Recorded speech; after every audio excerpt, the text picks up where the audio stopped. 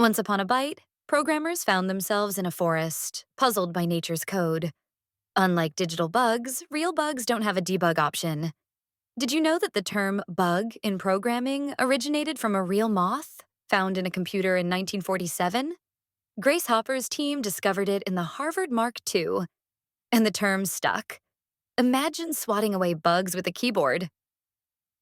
This quirky fact highlights the amusing intersection of nature and technology. So, next time you spot a bug, remember its legacy. Hit like, comment, and subscribe for more tech tales.